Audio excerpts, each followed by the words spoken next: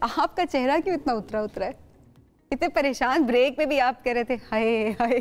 اگر میں ایسا کیوں ہو رہا اپنے ایکچوئل موڈ میں شو کروں میں یوں کروں گا، بہت درد ہو رہی ہے، ایک مسل پل ہوا ہے، لٹرلی بہت پین ہو رہی ہے، لیکن کچھ نہیں ہو سکتا. کچھ نہیں ہو سکتا. پین کلر کے باوجود کچھ نہیں ہو سکتا. اچھا یہ مسئلہ آپ کا نہیں ہے، سردیوں میں بہت سارے لوگوں کا یہ مسئلہ ہوتا ہے. شکر ہے میں نے کہا سمیر نے یہ نہیں کہہ دیا اس کا تعلق آپ کی ایج سے ہے. تو وہ تو ہے نا. سیکنڈ ریزن میں آپ کو یہ بتا رہی ہوں کہ ہڈیوں کا درد، ہڈیوں کے مسائل سردیوں میں عام بھی ہو جاتے ہیں. بہت سے لوگ اس کی شکایت بھی کر رہے ہوتے ہیں، اسپیشلی صبح اٹھتے ہوئے لوگ یہ کہہ رہے ہوتے ہیں ہم سے اٹھا نہیں جا رہا ہوتا. ہائے جیسے آپ کی ہو رہی تھی ویسے بہت سارے لوگوں کی ہوتی ہیں. اچھا ایسے کیوں ہوتا ہے، اسی حوالے سے بات کریں گے. ڈاکٹر مصطفیٰ جاوید بھلی ہمارے ساتھ اس وقت موجود ہیں. ڈاکٹر صاحب بہت شکریہ پروگرام میں جوائن کرنے کے لیے. Thank you for having me. Doctor صاحب جو ان کا یہ مسل پین ہے جی، دیکھیں اس کا ہڈی سے تعلق نہیں ہے. میرا اندازہ میرا یہی ہے. ڈاکٹر صاحب سنا تھا ڈاکٹرز دوا دیتے دعائیں نہیں دیتے، آپ نے تو آتے ساتھ ہی دعا دے دی.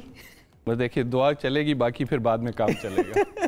یہ واقعی ایسا ہوتا ہے سردی کے موسم میں درد کا ہونا یا پرانا درد کا واپس آنا، یہ نارمل ہے؟ بہت اچھا سوال ہے اور اس کے اوپر ایکچولی ریسرچ ہوئی. یہ سوال یہی ہے کہ کیا ویدر چینجز کے ساتھ جوڑوں اور پٹھوں میں درد ہوتی ہے کہ نہیں، اور اس پہ کافی ایکسٹینسو ریسرچ کے بعد کوئی نتیجہ نکل نہیں سکا. لیکن اس ریسرچ سے ہمیں کافی ساری چیزیں پتہ چلی ہیں جو پیشنٹس کے لیے فائدے کی ہوتی ہیں. کچھ تو کولڈ سینسٹیوٹی جس کو کہتے ہیں، تو کچھ لوگوں کو ریئیکشن ٹو اینی سینسٹیوٹی، جس طرح کچھ لوگوں کو پھول سونگھنے سے چھینکیں آتی ہیں، اس طرح کچھ لوگوں کو سردی میں کچھ ٹریگرز ہوتے ہیں. ہویور وہ پھر اس میں کافی جیوگرافک ڈسٹریبیوشن بھی ہے. کسی بھی ملک کا نارتھ یا شمال، اس میں کولڈ سینسٹیوٹی ہم نے زیادہ دیکھی ہے ایز اپوز ٹو جو ریگستان یا نیچے ہمارے ملک میں شاید کراچی میں نہ ہو. لیکن یہ اس ٹرم کو میں بڑا لوسلی یوز کر رہا ہوں. لیکن جو ریسرچ میں ٹھوس چیزیں ہمیں نظر آئی ہیں وہ یہ ہیں ڈی ہائیڈریشن سب سے پہلے.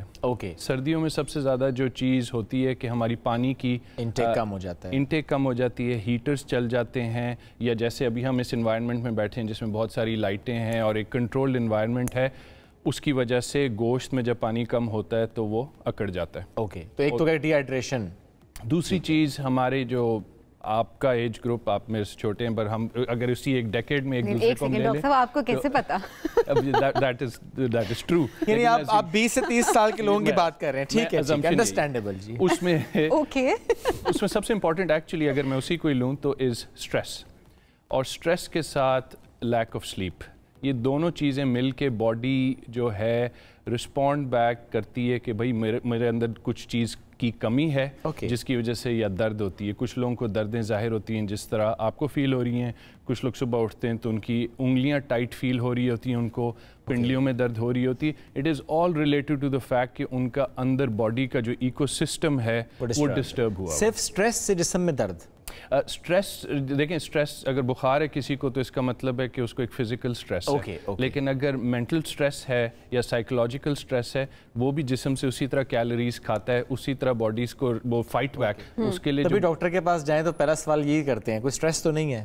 جی آئی تھنک وہ ہاں اس کو شاید ہمیں کسی اور طریقے سے فریز کرنا چاہیے، لیکن اس کا مقصد یہ ہے اس سے بہتر کہ میں آپ سے سوال پوچھوں، میں آپ کو کہوں کہ اس کی وجہ سے ہو سکتا ہے تاکہ you are in a better position. خود سے بتا سکتے ہیں اس طرح سے. ڈاکٹر صاحب بہت سارے لوگ یہ بھی کہتے ہیں کہ اٹھتے ساتھ ہی سردیوں میں زیادہ تر ہوتے ہیں ہڈیوں سے آوازیں آتی ہیں، کڑک کڑک کر کے کچھ اس ٹائپ کی آوازیں آتی ہیں، یہ کیوں ہوتی ہیں؟ جی اس میں سب سے پہلی امپورٹنٹ بات یہ ہے کہ اگر آواز کے ساتھ درد نہیں ہے تو you do not need to worry about it. صحیح. اگر آواز ہے تو وہ مسلز کا امبیلنس جوڑ، یہ اسی طرح ہے کہ جس طرح پرانی گاڑیوں میں صبح سردیوں میں اٹھتے ہوئے عجیب سی آواز آتی تھی اور اس کے بعد گاڑی رننگ میں آ جاتی تھی. It is a mechanical thing کہ ساری رات وہ انجن ٹھنڈا پڑا ہوا ہے اور وہ اس کو غراریوں کو سٹارٹ ہونے میں تھوڑا سا ٹائم لگتا ہے. جس میں گاڑی ہے تھوڑی سی پرانی ہے، ماڈل پہ ڈیپینڈ کرتا ہے. اب ایسے میں یہ واقعی ایج ریلیٹڈ ہی ہوتا ہے یہ والا معاملہ؟ جی اگر اس میں اگر اسپیسیفکلی اگر آپ آرتھرائٹس کی بات کر رہے ہیں تو نہیں، ہم کڑکڑ کی بات کر رہے ہیں. نہیں، یہ on balance as a sport surgeon ہم لوگوں کی شولڈرز میں سنتے ہیں. اگین ابھی 20-30 دہائی کی ڈیکیڈ کی ہم بات ہی کریں گے. وہ کڑکڑ کی مین بات یہ ہوتی ہے کہ مسلز آپس میں امبیلنس میں ہوتے ہیں. ایک مسل دوسرے کے ساتھ لگا ہے لیکن ایک کا کوئی اور کام ہے، دوسرے کا کوئی اور کام ہے. لیکن اگر ان میں ہارمنی نہ رہے تو وہ ٹک ٹک ٹک رگڑ آپس میں کھاتے رہتے ہیں. تو یہ نظر آ رہا ہوتا ہے. ڈاکٹر صاحب ڈائٹ کیسی رکھنی چاہیے اور ایکسرسائز کتنا ہیلپ کرتی ہے سردیوں میں اگر آپ جسم درد سے بچنا چاہتے ہیں؟ جی وہ تو ہائی پروٹین ڈائٹ، اب مجھے ہائی کیلری ڈائٹ تو نہیں کہنا چاہیے، لیکن یہ ہے کہ جو بھی ایندھن آپ کو چاہیے خوراک کے لیے وہ ضروری ہے میانہ روی کے ساتھ. ایکسرسائز، ہیل، سلیٹ، سنو، سن شائن، ڈیزرٹ، کچھ بھی ہو، exercise for life. Okay, there is no excuse کہ آپ ایکسرسائز نہ اور کریں. اسپیشلی صبح اٹھتے ساتھ تو لازمی اسٹریچنگ تو کر ہی لیں. ایبسلیوٹلی جی، 8 گھنٹے کی نیند کے بعد وہ باڈی کو اپنی لائن پہ لانا بڑا ضروری ہوتا ہے. اوور دا کاؤنٹر ڈرگس جیسے کہ پین کلرز کا استعمال وہ کتنا نقصان دہ ہوتا ہے؟ جی کافی ڈسکریج کرتے ہیں ہم آج کل. آپ کو تو خیر اب ریڈیو اور میڈیا پہ بہت زیادہ اس کے بارے میں ملتا ہے کہ آپ اس کو فری یوز نہ کریں. اس کے سائیڈ ایفیکٹس زیادہ ہیں، فائدے کم ہیں. آپ اس کی جگہ ایک سیلڈ بول کھا لیں. I would rather recommend that. اس میں بھی اتنی انفلیمیشن ریڈیوسنگ ایبلٹی ہے جتنی پیراسیٹامول میں. بچوں کے حوالے سے اگر دیکھا جائے، کیونکہ کہتے ہیں نا کہ سارے کام بڑے ہو کے نہیں ہوتے، اکثر ڈاکٹر یہ کہہ رہے ہوتے ہیں کہ آپ کو ہمیشہ سے شروع سے خیال رکھنا آپ کے لیے بڑا ضروری تھا اپنی ہڈیوں کا. تو بچوں کے لیے کیا کیا چیزیں کرنی چاہیے، ڈائٹ کے حوالے سے ہو، ایکسرسائز کے حوالے سے ہو، یا کسی اور حوالے سے اگر ہو، کیا کیا چیزیں ایڈ کرنی چاہیے پیرنٹس کو؟ جی جیسے کہ ہمارے مذہب اور کلچر میں 7 سال کی عمر تک کافی ساری عادتیں ہماری بن جانی چاہیے، اور اس میں ایک انکلوڈیڈ ہے healthy diet and healthy living and healthy activity. اور ڈائٹ میں وہی ہے کہ جتنا پری پروسیسڈ فوڈ کم ہو سکے بہتر ہے.